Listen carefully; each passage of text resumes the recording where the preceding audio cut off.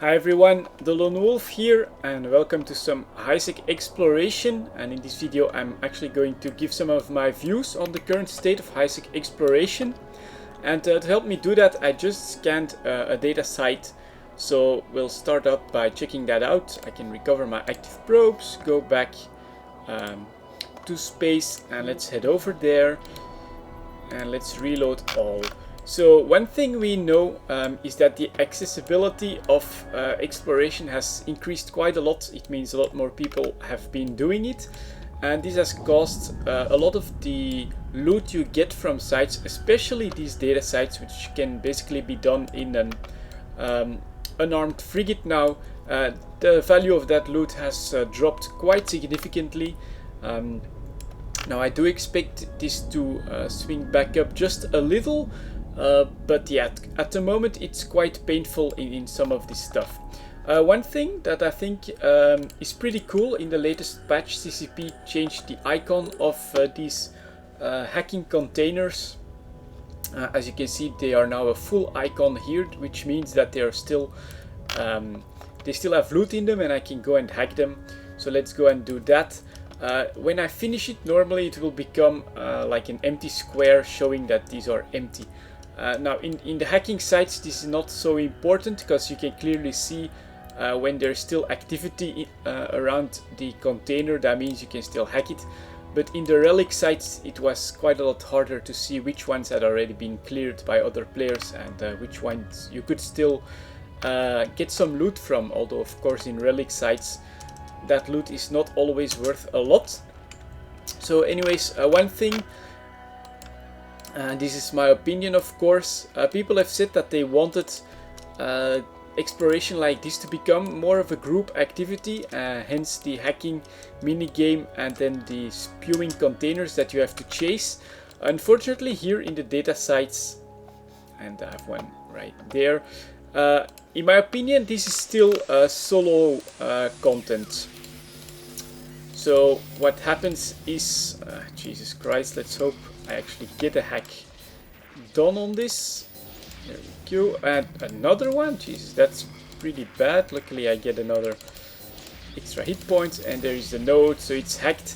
And basically if you don't really find like a BPC, all you go for are the parts containers, after that the data containers, and you'll have like 90% of the decent loot. You'll have that covered pretty easy. Just start out with the ones that are furthest from you. Let's have a quick look if there's anything in there. And obviously also, yeah, there you go, first one. With the cargo scanner, you can know perfectly well what kind of loot you can expect. There's another parts container over there. Come on, go, go, go. Grab it. Materials, materials. That one's gone. And equipment, so nothing else left. But yeah, just focus on the parts containers, and as you can see right there, I get 7 million calculated value, 2 incognitos and a data core. So this is definitely still solo content, you know. Doing it solo is probably going to be the most efficient ISK per hour wise. Even if you have someone else here, you know, I sometimes do these sites together with my brother. We just end up competing for these parts containers, and then maybe the data containers if we know there's a BPC in there as well. So yeah, that's part of it right now. I'd say just do it solo, and this is part of the reason why these prices have dropped so much. Let's do the second container here as well.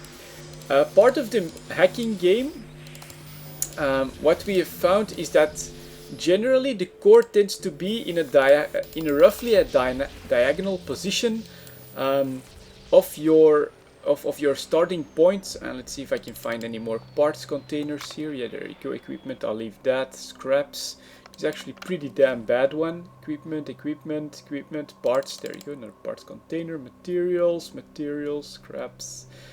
Scraps, scraps, scraps. Yeah, so there's hardly anything here, but you know, there's one incognito processing yada yada in this one, and I got it. Really easy to get that solo, so there you go. That's 10-11 million in loot, although you might have some problems selling them at the market at the moment. But yeah, This is the current state of the data sites. You know, definitely in my opinion still the most efficient to do them solo, because you won't really miss out on any of the decent loot.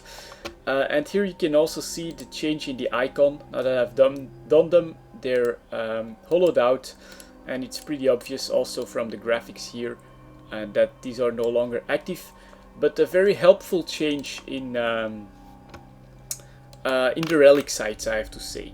So let's have a quick look at the wormhole, which I scanned here as well. Unfortunately, there's an incursion going on still in Solitude, so the combat sites here are pretty hard to do, because you're quite a lot weaker because of the incursion. But it's okay. Finding a data site was perfect to show you guys the change in the icon there. So for the rest, highsec exploration, I do think it's still worth it if you find quiet systems. Now I'd say don't come over here in Solitude. You know, we'd like to have this place for ourselves. Oh, it goes into null security space. Interesting. If it was highsec, it would have been awesome, but null. Well, maybe we'll have a quick look. Why not? Why the hell not? You know, it's only an Ishtar, and I've been doing really well over the last week right here in Solitude. So I'll have a quick look at where we'll end up, just for the fun of it. You know, this is also part of exploration, finding the wormholes. A lot of people they don't really like the wormholes so much, you know, because yeah, data sites and combat sites, they can get you good ISK, but we definitely enjoy them. So where do we end up? Empty nullsec in Omist, something like that. Let's let the discovery scanner go here. Well, only 2 anomalies and a few well, no, 2 signatures and, well, quite some anomalies. Look at that. You could definitely go and rat there if you have some time. So I will actually bookmark. I'll save this location as well. Wormhole B, that's for back. Hurry up, come on, get back before someone decloaks. Well, no, it's not gonna happen with no one in local. But yeah, this is also the new wormhole effect. You know, it transitions slowly.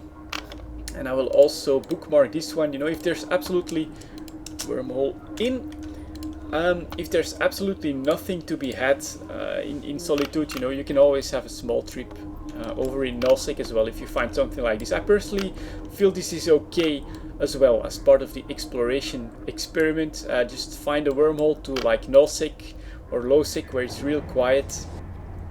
It's just all a part of it, and definitely highsec to transport some of the stuff. Yeah, like I was saying, highsec exploration, if you find some quiet systems, you can be very lucky. I had systems here in Solitude with 10-11 scannable signatures, and yeah, when you can find 5 data sites amongst them and just do them like I did here, focus on the parts containers, you can actually still end up with a decent amount of money. On top of that, of course, you also have a higher chance of finding some of these 3 and 4 out of 10 combat sites in quiet space like this, where you have a decent chance for some faction loot, and that can really up the value. And is that one on? No, you actually have to reset that now apparently on log or something. But yes, those combat sites, 3 out of 10, 4 out of 10, they can yield you quite a nice bit of money. So I would say highsec exploration, you can definitely still make money from it, but you have to go out of your way to find some quiet systems where there's less competition. Big reason for that is people are doing so many of these sites all over the busy highsec systems that there's an enormous amount of them that will continuously spawn in these more empty systems. So you will have situations where you'll end up with like 10 signatures you can scan in a single system, or that you will be the first one to come across a new spawned site as well. So yeah, it's still very doable. So I'll show you guys. I've actually been doing some of it as well in the last week or so, and I've gathered, I would say, around 400 million ISK in loot.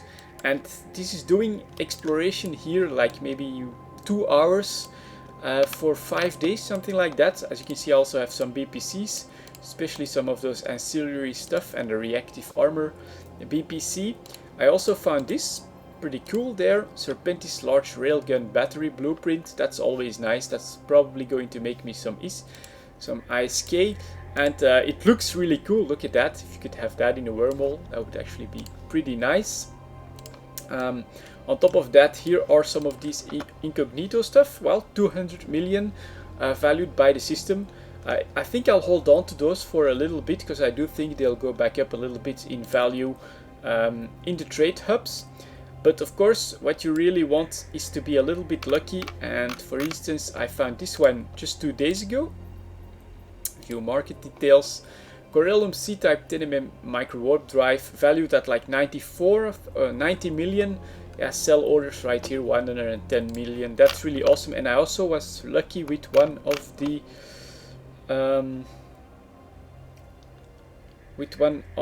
armor modules, but I'm not sure which one it was anymore. But that also yielded me, yeah, there you go, probably this one, 106 million. Corellium A-type adaptive nano plating, no orders whatsoever, but another 100 million. So this is what I made. I would say 10 hours, maybe 10 hours of exploration in highsec, but of course in systems that are very remote, so you don't have a lot of competition in them. So what I'm also using, a lot of people have been asking for that, and I think it's pretty interesting. I've been using the Ishtar for an all-in-one highsec exploration ship, and I'll quickly go over the fit of that one for you guys. So I have a salvager, obviously a sister probe launcher. I have a remote repair in there because I'm using sentry drones a lot, couple of guns just for the aggro. Obviously Relic analyzer, which I need to upgrade to Tech 2. Data analyzer, same there. Get some cap charges in there, which you could, I don't know, put something useful in there. Afterburner, I could put a micro warp drive in there, but that's going to actually, it's quite limited for the CPU I have left is not that much. And then a really good tank in here. So yeah, just basically tank in the rigs and in the low slots. Look at those resist 72, 91, 81, 77. That's really good without even the damage control on. So yeah, very, very sturdy ship. Really easy to do the 3 and 4 out of 10s in this. For the drones, yeah, I take 5 Guard A2s. They do like 90% of the work in the combat sites. And then I have like Ogre 2s, especially for the Serpentis Phi battleship. You know, just rush that, get your ogres on there. 2 minutes for the last room, real easy, real quick. Also hammerheads and hobgoblins, you know, so you can do all the kind of rats you'll encounter pretty damn easily. But I have to say, these Guard A2s, they take care of 90% of the combat in the combat sites. And yeah, there you go. That's my exploration Ishtar. And that's my opinion on highsec exploration. You have to find a nice home for yourself where there's not too much competition, but then you can make a nice chunk of money out of it. Anyways, there you go guys, quick look at highsec exploration, and I'll see you all next time.